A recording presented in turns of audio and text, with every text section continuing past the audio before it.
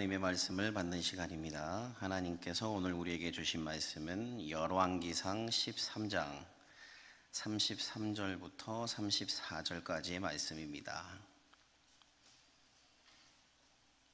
구약성경 538면에 있는 열왕기상 13장 33절부터 34절까지의 말씀을 저와 여러분이 합독하겠습니다.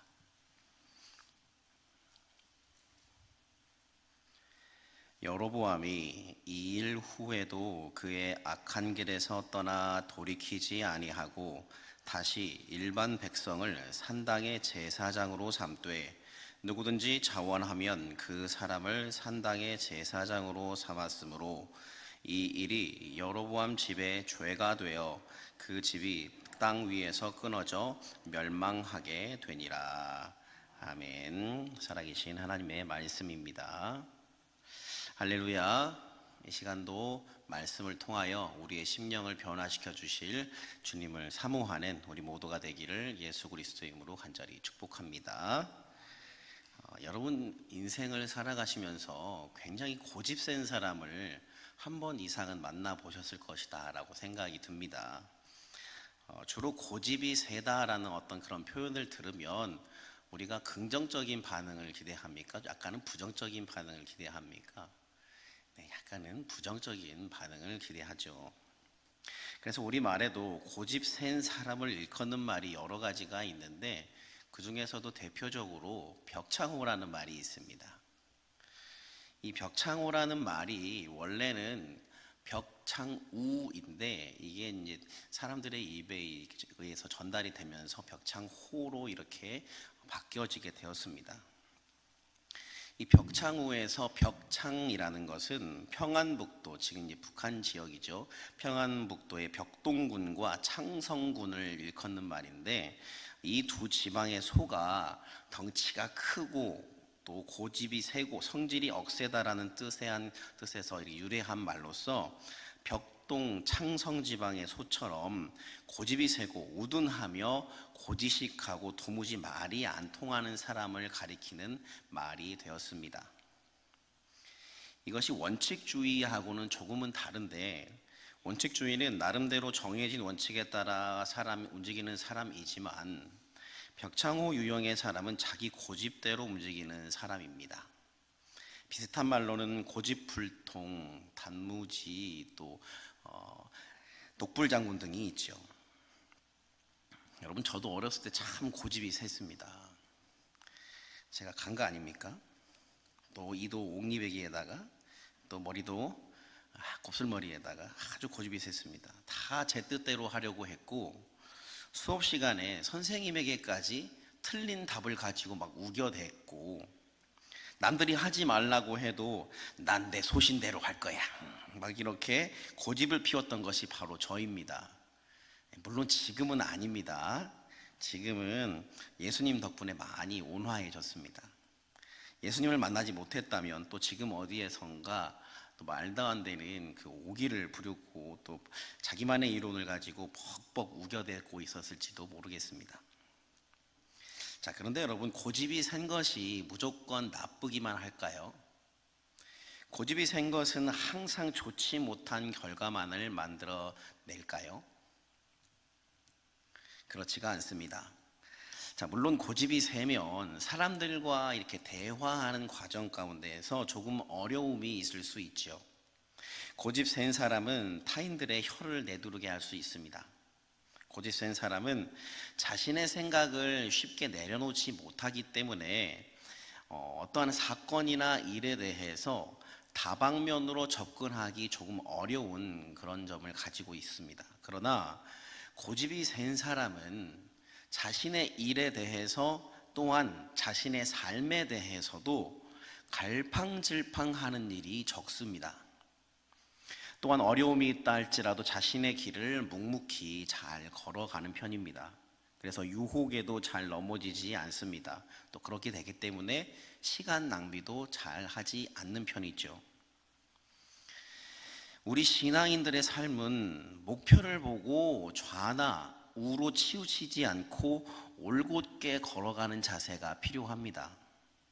아무리 죄의 유혹이 나를 덮친다고 하더라도 십자가만을 바라보고 걸어가는 신앙의 고집이 있어야 할 줄 믿습니다.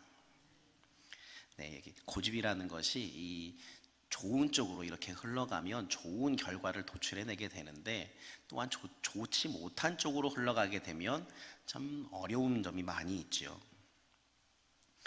오늘 우리가 읽은 이 본문은 원래는 열왕기상 13장인데 13장의 이 전체 본문을 다 보아야 합니다. 하지만 총 34절이기 때문에 이거를 지금 다 읽게 되면 시간 관계상 시간이 많이 소요되기 때문에 결론 부분만을 우리가 읽었는데요. 원래는 13장 전체를 다 보아야지 이 이야기가 이해가 됩니다. 지난 시간에 우리는 이 여로보암이 북이스라엘의 왕이 되었고, 그가 하나님의 뜻을 거스르고 자기 마음대로 절기를 삼고 레위인 중에서 제사장을 선택하는 것이 아니라 일반 백성들 중에서 제사장을 선택하고, 또 중앙 성소 사상을 버리고 베델과 단에 금송아지를 만들었다라는 그런 사실을 함께 보았습니다. 13장은 그 이후의 사건을 그려내고 있는데요. 그때에 하나님의 사람 한 명이 등장해요. 하나님께서 이 사람에게 베델로 가라라고 말씀하셨고, 그는 그 말씀에 따라 순종하여 갔는데 마침 그곳에 여로보암 왕이 제단에서 분향하고 있었습니다. 그것을 보고 이 사람이 하나님의 사람이 그 제단을 향하여 소리치기 시작해요. 그 소리치는 내용은 요시야라는 사람이 곧 태어날 것인데, 그가 분향하는 제사장을 제물로 삼고 그 사람의 뼈를 사르게 될 것이다. 그리고 3절 말씀에 그날에 그가 징조를 들어 이르되 이는 여호와께서 말씀하신 징조라, 제단이 갈라지며 그 위에 있는 재가 쏟아지리라 하매라고 말을 해요. 한마디로 하나님께서 하나님의 사람을 보내서 우상 숭배의 죄를 짓고 있는 여로보암에게 1차 경고를 하신 것이죠. 그런데 그가 이렇게 외칠 때에 그 자리에 누가 있었습니까? 여로보암 왕이 그 자리에 있었지요. 자신이 좋아하는 행위, 우상 숭배 행위를 직접적으로 공격하고 또한 저주하는 그를 가만히 둘 리가 없습니다. 여로보암이 제단에서 손을 뻗어서 저자를 잡으라 라고 말을 했어요. 하지만 그때 그의 손이 말라버렸다라고 성경에서 표현하고 있습니다. 그리고 하나님의 사람의 그 외침대로 제단이 갈라지고 재가 제단에서 쏟아졌습니다. 자신이 방금 전까지도 분향하던 그 제단이 무너지고 자신의 손도 말라버려서였을까요? 갑자기 이 여로보암 왕이 저자세를 취합니다. 하나님께 간구해서 자신의 이 말라버린 손을 고쳐달라, 하나님께서 고쳐주세요라고 이렇게 나를 위해서 기도해 주어라, 이렇게 요청을 하는 거예요. 참 염치 없는 사람이죠. 방금 전까지 우상 숭배를 하다가 그리고 그것을 방해하는 사람을 잡으라라고까지 말했던 그 사람이 자신의 손이 마르게 되니까 여태까지는 찾지도 않았던 그 하나님께 자신이 손이 낫게 해달라고 대신 기도해 주세요라고 이렇게 부탁을 하는 겁니다. 하나님께서는 그 사람은 이제 그 여로보암 왕의 말대로 기도를 하고 하나님께서는 또 그의 손을 고쳐주시죠. 자, 그렇게 자신의 손이 치유되자 여로보암은 하나님의 사람에게 자신과 함께 나의 집으로 가자, 내가 당신에게 예물을 주겠다라고 이야기합니다. 그러나 이 사람은 한사코 그것을 거절하지요. 왕의 집의 절반을 준다고 해도 나는 가지 않겠습니다. 왕과 함께 들어가지 않고 이곳에서는 떡도 먹지 않고 물도 마시지 않겠습니다. 왜냐하면 하나님께서 떡도 먹지 말고 물도 마시지 말고 왔던 길을 되돌아가지도 말고 새로운 길로 가라라고 말씀하셨기 때문입니다. 그는 이렇게 말을 하고서 자신이 베델에서 왔던 그 길이 아닌 다른 길로 가버렸습니다. 자, 그 이후에 베델에 한 늙은 선지자가 살았다라고 성경은 계속해서 이야기하고 있어요. 그의 아들들이 베델에서 있었던 하나님의 사람과 여로보암에 대한 그 이야기를 그 늙은 선지자 아버지에게 와서 이야기를 다 해줍니다. 자, 그 말을 들은 선지자는 아들들에게 그 사람이 어디로 갔느냐라고 물어요. 그래서 나귀의 안장을 지우고 그것을 타고 하나님의 사람을 뒤따라가서 하나님의 사람이 상수리 나무 아래에 앉아 있는 것을 발견합니다. 발견하고서 그대가 하나님의 사람이냐라고 물어봅니다. 그러자 그 사람이 그렇소라고 말을 해요. 그 늙은 선지자는 하나님의 사람에게 우리 집으로 가자, 자기 집으로 가서 떡을 먹자라고 합니다. 그러나 하나님의 사람은 여로보암에게 앞서 이렇게 말하며 거절했던 것, 그 말을 다시 한번 하면서 반복하며 거절합니다. 하지만 그 늙은 선지자가 이렇게 이야기하지요. 나도 당신과 같은 선지자다. 하나님이 당신을 데리고 가서 떡을 먹이고 물을 마시게 하라고 하셨다라면서 그 사람을 속입니다. 하나님의 사람은 자신에게 말을 건넨 이 노인도 하나님의 선지자다라고 말을 하니까 그의 말을 믿고 그의 집에 가서 그가 시키는 대로 떡과 물을 먹게 됩니다. 그런데 그들이 상 앞에 앉아 있을 때에 이 늙은 선지자에게 갑자기 하나님의 말씀이 임하는 거예요. 그래서 이 하나님의 사람을 향하여 외쳐 말합니다. 21절과 22절 말씀입니다. 한번 보여주시기 바랍니다. 같이 읽겠습니다. 시작. 여호와의 말씀에 내가 여호와의 말씀을 어기며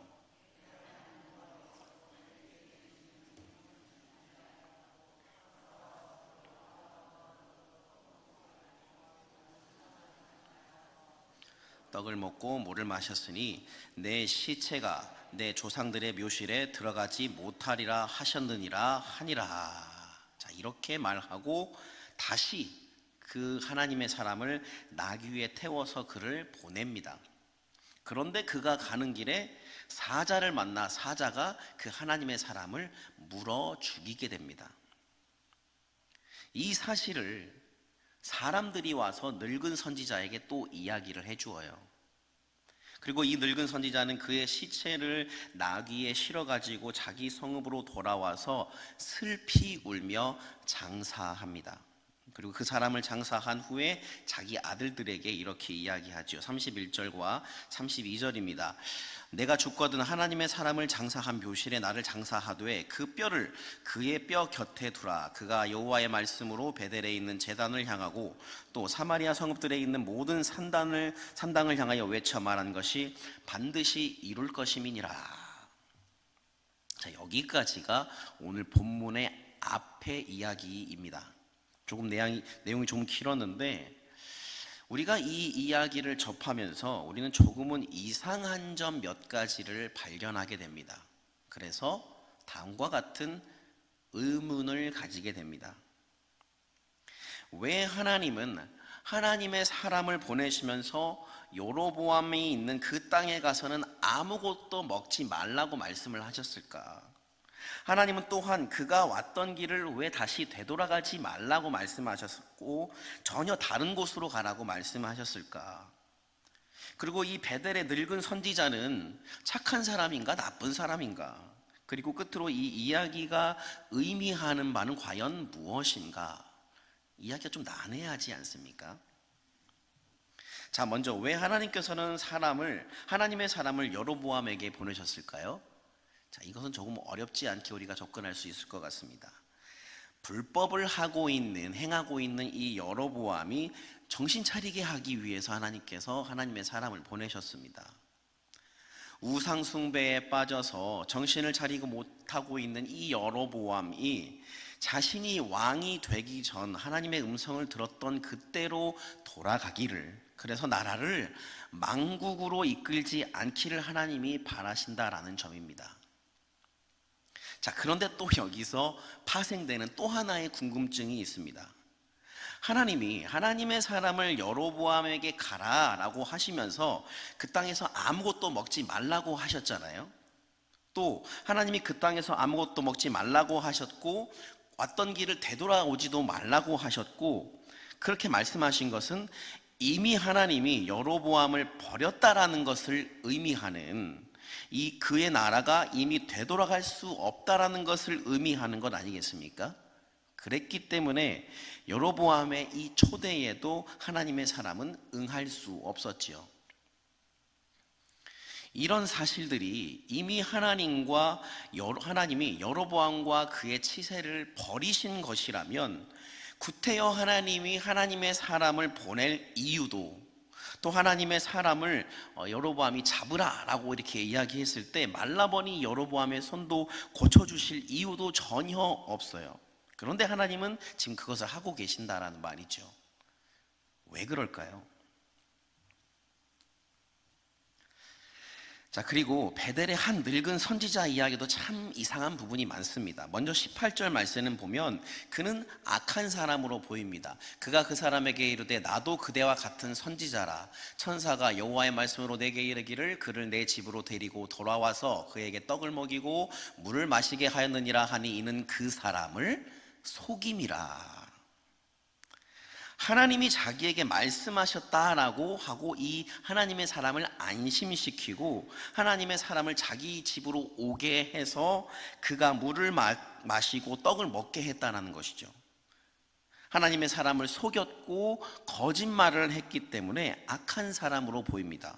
그런데 또 20절 이하의 말씀을 보면 또 이상해요. 그런 속이는 행위를 한 늙은 선지자에게 하나님의 말씀이 임해요. 거짓으로 하나님의 사람을 속인 사람에게 하나님의 말씀이 임한다? 상식적으로 납득이 가지 않는 부분입니다. 그리고서 더 이해가 되지 않는 것은 21절과 22절입니다. 하나님의 사람을 속여서 자신이 자기 집에 데려와 놓고서 그 사람을 향해서 결국에는 저주의 말을 선포한다라는 거죠. 그가 저주의 말을 하는 것도 이상한데 나아가 또 이상한 것은 그가 나귀를 타고 가다가 사자에게 물려 죽임을 당하자 그 시체를 가지고 와서 장사하면서 슬피 울고 나아가 자신의 아들들에게 자신의 죽으면 자신의 뼈를 이 사람의 뼈 곁에 나도 묻어주어라 라고 말한다라는 점이에요. 하나님의 사람, 그를 속인 베델의 한 늙은 선지자, 하나님 사람의 죽음, 또 그를 향한 눈물의 장사와 애도. 여러분, 이것이 과연 무엇을 의미하는 것일까요? 이것은 바로 하나님의 명령을 어기며 살아가는 여로보암에 대한 묘사입니다. 하나님의 사람은 결국 북이스라엘 왕국을 의미하고 있어요. 또한 이 13장의 이야기 처음 부분에 등장한 여로보암과 요시야에 대한 언급도 열왕기의 줄거리를 관통하는 중심적인 대조인 최악의 왕 여로보암과 최선의 왕 요시야, 즉 배교적인 왕과 개혁적인 왕 사이의 대립 구도를 보여주고 있습니다. 하나님의 사람은 처음에 하나님의 명령을 잘 지키는 것 같았습니다. 그래서 여로보암 왕의 초대도 거부했고 왔던 길로 되돌아가지도 않고 전혀 다른 길로 갔습니다. 그러나 그는 상수리 나무 아래에 앉아 있었지요. 베델의 늙은 선지자가 그를 쫓아갔을 때 베델에서 그리 멀지 않은 상수리 나무 아래에 앉아 있었다라는 것은 하나님의 말씀을 대언하고 속히 그 자리를 떠났던 성경에 일찍이 먼저 기록됐던 많은 하나님의 사자나 또 혹은 천사들이 보여주었던 그 모습과는 좀 대비되는 모습입니다. 상수리 나무에 앉아 있었다라는 것은 그가 그만큼 안심하고 또한 방심했다라는 것입니다. 어서 그 땅을 벗어났어야 합니다. 하나님은 속히 그곳을 떠날 것을 명령하셨기 때문이에요. 결국 그는 베델의 늙은 선지자의 꾀임에 속아 그의 집에 갔고 음식을 먹음으로 말미암아 하나님의 뜻을 저버린 사람이 되었고 죽음을 맞이하게 되었습니다. 베델의 늙은 선지자는 그의 죽음을 두고 조상들의 묘실에 들어가지 못하게 될 것이다 라고 말했어요. 이것은 곧 객사를 의미하는 것입니다. 실제로 그 일이 일어났고 이 하나님의 사람이라고 하는 자는 그가 자신의 조상들의 묘실이 아닌 전혀 그와 상관이 없는 곳에 묻히게 되죠. 이것이 여로보암과 북이스라엘 향한 엄중한 심판의 메시지입니다. 여로보암은 사람들을 통해서 이제 이 이야기를, 이 하나님의 사람이 결국은 죽었다라는 것을, 사자에 물려서 죽었다라는 이 이야기를, 소문을 사람들을 통해서 여로보암 왕도 듣게 될 겁니다. 자, 여러분, 우리가 지금까지 본문을, 이렇게 긴 본문을 계속해서 살펴보았는데, 앞부분에서 제가 여러분께 여러 가지 궁금증이 생긴다라고 말씀을 드렸죠. 왜 하나님은 유다에서부터 하나님의 사람을 보내시면서 아무것도 먹지 말라고 하셨는가? 하나님은 또한 그가 왔던 길을 왜 되돌아가지 말라고 하셨는가? 베들레헴은 한 늙은 선지자는 착한 사람인가 나쁜 사람인가? 그리고 이 이야기가 의미하는 바는 과연 무엇인가? 이에 대한 답은 앞부분에서 말씀을 드렸습니다. 하지만 궁극적으로 보다 더 중요한 내용이 있습니다. 이미 하나님이 여로보암을 향한 심판이 확정된 사실이라면 왜 그에게 하나님의 사람을 보내셨고 또 제단을 허무셨고 여로보암의 말랐던 손을 하나님이 고쳐주셨고 하나님의 사람이 사자에게 물려 죽었다라는 그 사실을 여로보암이 듣게 하셨냐라는 거예요. 하나님은 여로보암을 사랑하시기 때문입니다. 하나님이 여로보암을 사랑하시기 때문이에요. 그가 아무리 하나님을 의지하지 않는다라고 해도, 그가 아무리 자기 마음대로 절기를 행하고 레위인이 아닌 일반인으로 제사장을 삼고 베델과 단에 금송아지를 두고 우상 숭배를 한다고 해도, 그래서 매일같이 하나님을 경배해야 할 사람이 매일같이 우상 숭배를 하고 있다고 할지라도, 그래서 그가 북이스라엘 사상 가장 최악의 왕이라고 할지라도 하나님은 그런 그를 사랑하시는 거예요. 내가 너를 사랑한다 여로보암아, 너의 마음을 돌이켜 나를 사랑하지 않겠니? 우상을 향한 그 열정을 나에게로 돌이키지 않겠니? 그가 악한 왕이 되어 있음에도 불구하고 하나님은 마지막까지 그를 향한 사랑의 메시지를 던지시고 계시는 겁니다. 여러분, 이것이 바로 하나님의 사랑입니다. 하나님은 내가 어떠한 삶의 환경에 놓여 있다 할지라도 나를 향한 그 사랑을 거두시는 분이 아님을 믿으시기 바랍니다. 하나님은 나를 포기하지 않아요. 하나님은 나를 사랑하시되 끝까지 사랑하는 분임을 믿으시기 바랍니다. 늘 그 사랑의 관계를 끝내고 종료시키는 것은 먼저 인간이지 하나님이 아니라는 말입니다. 내가 새벽 날개를 치며 바다 끝에 가서 거할지라도 거기서도 주의 손이 나를 인도하시며 주의 오른손이 나를 붙드실 것입니다. 하나님의 이러한 사랑을 여로보암이 깨달았다면 얼마나 좋았겠습니까? 하지만 그는 결국 돌아오지 않습니다. 33절과 34절 말씀입니다. 여로보암이 이 일 후에도 그의 악한 길에서 떠나 돌이키지 아니하고 다시 일반 백성을 산당의 제사장으로 삼되 누구든지 자원하면 그 사람을 산당의 제사장으로 삼았으므로 이 일에 여로보암의 집에 죄가 되어 그 집이 땅 위에서 끊어져 멸망하게 되니라. 그는 결국 돌이키지 않음으로 말미암아 그의 신앙의 잘못된 길을 고집부림으로 말미암아 그의 집이 땅 위에서 끊어져 멸망하는 심판을 받고 말았습니다. 사랑하는 여러분, 오늘 우리는 여로보암을 향한 하나님의 사랑의 메시지를 함께 보았습니다.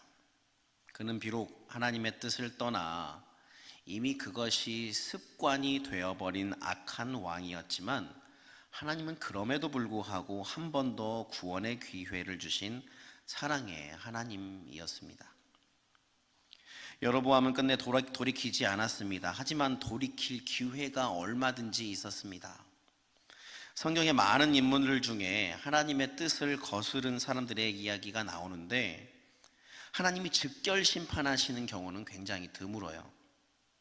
늘 하나님은 회개의 기회를 주십니다. 동생을 죽인 인류 최초의 살인자 가인에게도 그러하셨고 산 위에 방주를 짓는 노아를 이해하지 못하고 욕하고 저주하는 사람들에게도 그러하셨고 예수를 팔기 전에 유다에게도 그러하셨습니다. 우리는 살면서 하나님의 이런 무수한 회개의 기회를 맞이합니다.